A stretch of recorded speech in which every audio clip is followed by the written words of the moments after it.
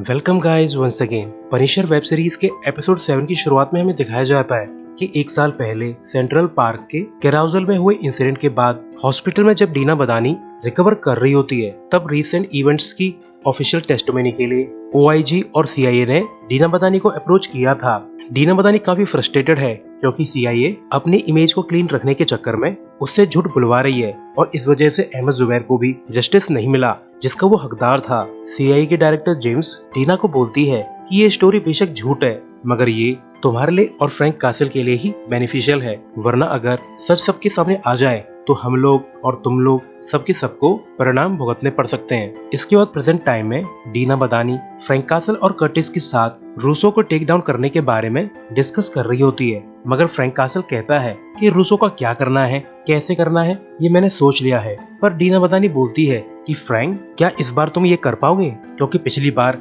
तुमने ऐसा नहीं किया था, तुमने रूसो को जिंदा छोड़ दिया था। तो फ्रैंक कासल गुस्से में कहता है कि ये फैक्ट है कि मैं ये कर सकता हूँ, पर इसका मतलब ये नहीं है कि ये करना आसान है मेरे लिए। रूसो मेरा बेस्ट फ्रेंड हुआ करता था और उसे मारकर मुझे शांति नहीं मिलेगी। अब रूसो छुट्टा घूम रहा है तो कर्टिस और डीना बदानी काफी टेंशन में है। कर्टिस कहता है कि मैं एक ऐसे शख्स को जानता हूँ जिसे रूसो की लोकेशन पता है। तो फ्रैंक कहता है कि मुझे उस आदमी का एड्रेस दे दो और बाकी सब कुछ मुझ पे छोड़ दो, मैं रूसो को डील कर लूंगा। वहीं दूसरी तरफ क्रिस्टा डुमोंट और रूसो का अफेयर चल रहा है और साथ में नाइट स्पेंड करने के बाद रूसो डुमोंट से पूछता है कि तुम्हारी बॉडी पर ये स्केर मार्क क्यों है। तो डुमोंट बताती है कि जब मैं 9 साल की थी तो मेरा एक्सीडेंट हुआ था, मगर अब ये पर्सनल मैटर है तो रूसो ज्यादा डिटेल में नहीं घुसता। रूसो कहता है कि डॉक्टर डुमोंट, तुमने मेरे लिए बहुत कुछ किया है, मेरा बहुत साथ दिया है, पर अब हम और साथ में नहीं रह सकते, मुझे जाना होगा। और ये सुनकर डॉक्टर डुमोंट काफी अपसेट है और वो रूसो को जाने देना नहीं चाहती।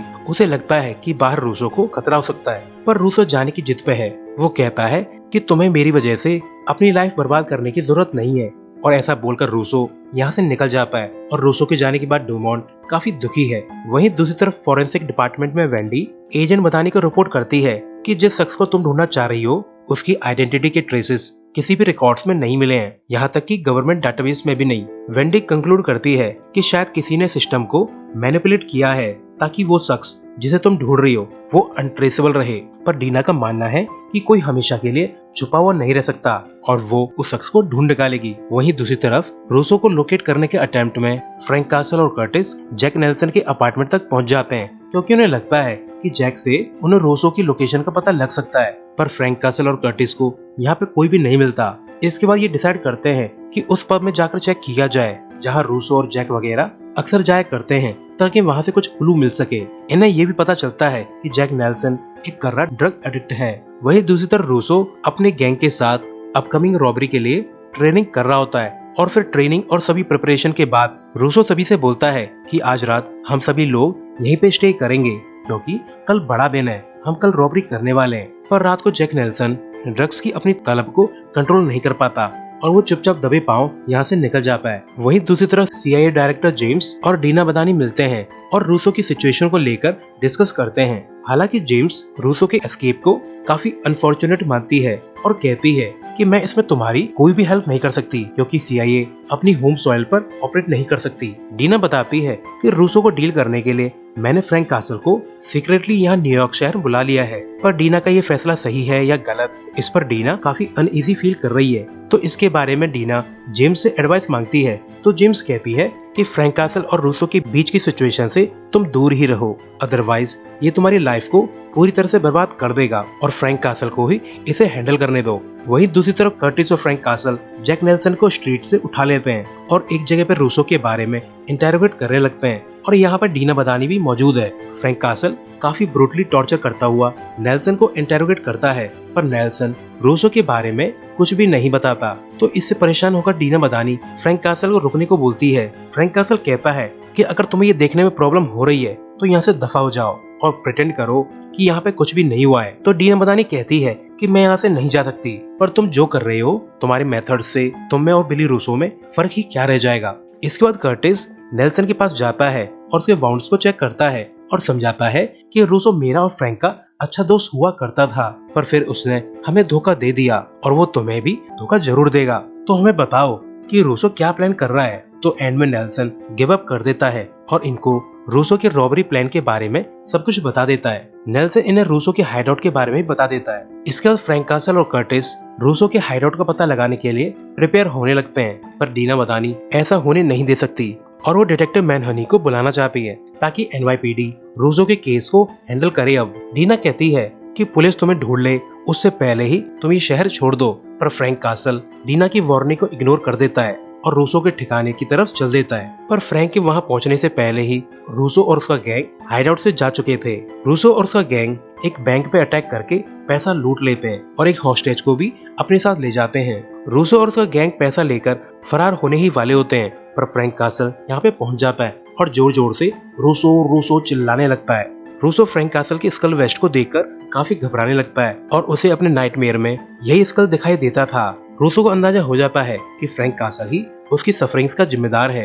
रूसो एकदम शॉक की हालत में बिल्कुल स्टन्ड था, तो रूसो को उसके गैंग वाले यहाँ से बचा के ले जाने की कोशिश करते हैं और पनिशर यानी कि फ्रैंक कासल ताबड़तोड़ फायरिंग कर रहा होता है और फिर वो गैंग का पीछा करता है, मगर रूसो का एक स्नाइपर ऊपर से फ्रैंक कासल पर फायरिंग कर रहा होता है। इसके बाद फ्रैंक कासल और कर्टिस होयल रूसो और उसके गैंग के साथ गन फाइटिंग करते हैं और ये गन फाइट दिन दहाड़े स्ट्रीट्स पर हो रही होती है और अपने पेनफुल मेमोरी से जूझते जूझते रूसो फ्रैंक कासल को मारने का अटेम्प्ट करता है। पर तभी यहाँ पर एनवाईपीडी वाले आ जाते हैं और फ्रैंक कासल यहाँ सीन से भाग निकलता है, मगर डिटेक्टिव मैनहनी उसे चेस करता है। इसके बाद डिटेक्टिव फ्रैंक कासल को एक अलाई में कॉर्नर कर लेता है और उसे अरेस्ट करने ही वाला होता है, पर कर्टिस यहाँ पे आ जाता है और वो डिटेक्टिव पे गन पॉइंट करके फ्रैंक कासल को एस्केप करने पे हेल्प कर देता है और इस वजह से अब कर्टिस भी डिटेक्टिव मैनहनी की हिट लिस्ट में ऐड हो चुका है। रूसो और उसका गैंग पुलिस परस्यूट को एस्केप करके अपने अड्डे तक पहुंच जाते हैं। बॉबी नाम का बंदा रूसो पर काफी गुस्सा करता है क्योंकि रूसो की वजह से वो लोग मरते मरते बचे हैं। बॉबी रूसो की लीडरशिप को लेकर भी क्वेश्चन करता है और वो चोरी के इन पैसों में से अपना हिस्सा लेकर यहाँ से जाना चाहता है, पर रूसो उसे और उस हॉस्टेज को मार देता है। वहीं दूसरी तरफ पुलिस से बच निकलने के बाद कर्टिस फ्रैंक कासल से कहता है कि मैंने तुम्हारी वजह से एक पुलिस वाले पर गन तानी है आज और अब एनवाईपीडी मेरे पीछे भी जरूर आएगी। तो फ्रैंक कासल कहता है कि कर्टिस तुम मेरे लिए पहले ही काफी खतरा मोल ले चुके हो और मैं चाहता हूँ कि तुम इस सब से दूर रहो, आगे का रास्ता मैं खुद ही तय करूंगा। पर कर्टिस अपने बेस्ट फ्रेंड को ऐसे वक्त में अकेले नहीं छोड़ सकता क्योंकि उसे पता है कि फ्रैंक कासल को काफी खतरा है और इस वक्त फ्रैंक कासल को उसके साथ की सख्त जरूरत है। फ्रैंक कासल कर्टिस से कहता है कि आज जब रूसो से मेरा सामना हुआ तो उसके चेहरे पर मैंने काफी कंफ्यूजन देखा। वो मुझे देखकर हैरान था, उसे याद नहीं है कि मैंने उसके साथ क्या किया और उसने मेरे और मेरे परिवार के साथ क्या किया, और अब रूसो को ये लग रहा है कि मैंने ही उसकी फ्रेंडशिप को बिट्रे किया है। वहीं दूसरी तरफ रूसो डॉक्टर डुमोट के पास लौट आता है और वो काफी मेंटल ब्रेकडाउन और गुस्से में है क्योंकि अब उसे पता चल चुका है क्योंकि उसकी हालत का जिम्मेदार फ्रैंक कासल है और रूसो को ये समझ में नहीं आ रहा है कि उसका बेस्ट फ्रेंड उसे मारना क्यों चाहता है। इसके बाद डॉक्टर डुमोंट रूसो को कंफर्ट करने का ट्राई करती है। रूसो फिर अपने आप को नॉर्मल कर लेता है और सोचने लगता है कि इस सिचुएशन में उसे आगे क्या करना चाहिए। वहीं एनवाईपीडी वाले रूसो के हाइडआउट तक इन्वेस्टिगेशन के लिए पहुंच जाते हैं और फ्रैंक कासल भी इनको फॉलो करता हुआ यहाँ तक आ गया था और वो एक जगह पे छुपकर इन्हें देख रहा होता है। इसके बाद फ्रैंक कासल कर्टिस को बताता है कि लास्ट रॉबरी में रूसो ने जिसे हॉस्टेज बनाया था रूसो उसे मार चुका है और कर्टिस अपने आप को ब्लेम करने लगता है क्योंकि रूसो और उसके ग्रुप के साथ लास्ट इनकाउंटर में रूसो कर्टिस के निशाने पे था पर वो उसे शूट नहीं कर पाया। कर्टिस कहता है कि फ्रैंक रूसो के खिलाफ हमारा ये वॉर टोटली रॉन्ग है, इसे एनवाईपीडी को ही हैंडल करने दो।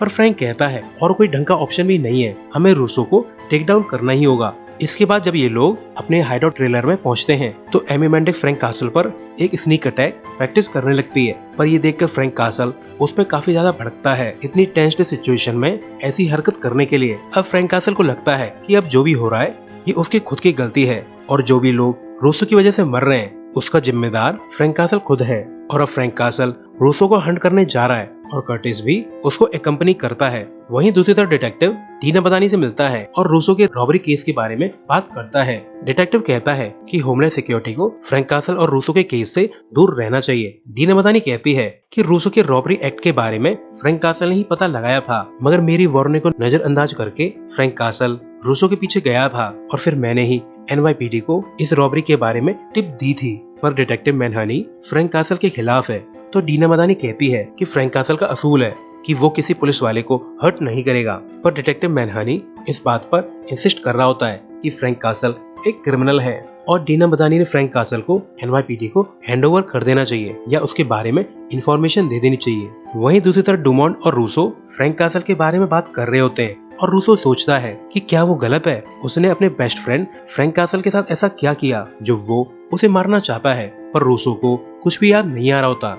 डुमोंट रूसो को भड़काने की कोशिश करती है और कहती है कि फ्रैंक कासल शायद वो इंसान नहीं है जैसा कि तुम उसके बारे में सोचते हो। उसने तुम्हें मारने के बजाय तुम्हारी ये हालत कर दी। वो चाहता था कि तुम सफर करो और पेन फील करो। डुमोंट रूसो को कंफर्ट करते हुए कहती है कि तुम्हें पेन फेस करना होगा और ये तुम्हें एक बेटर और स्ट्रॉन्ग पर्सन बना रहा है। वहीं दूसरी तरफ रूसो के बारे में पता लगाने के लिए फ्रैंक कासल जैक नेल्सन को काफी वायलेंटली इंटेरोगेट करता है, पर जैक को अब रूसो की लोकेशन नहीं पता है। कर्टिस फ्रैंक कासल को रोकने की कोशिश करता है, ये कहते हुए कि जो तुम ये इतना वायलेंट हो रहे हो इससे तुम में और रूसो में ज्यादा फर्क नहीं रह जाएगा, सो कंट्रोल योरसेल्फ। वहीं दूसरी तरफ रूसो डुमोंट को कन्फ्रंट करता है क्योंकि उसे अब एहसास है कि डुमोंट जानती थी कि फ्रैंक कासल ही उसकी पेन और सफरिंग का कारण है, फिर भी उसने ये सब रूसो से सीक्रेट रखने का चूज किया। इसके बाद रूसो का फिर से मेंटल ब्रेकडाउन चालू हो जाता है। वो कहता है कि फ्रैंक कासल मेरा बेस्ट बडी था, अगर मैं उस पर ही भरोसा नहीं कर सकता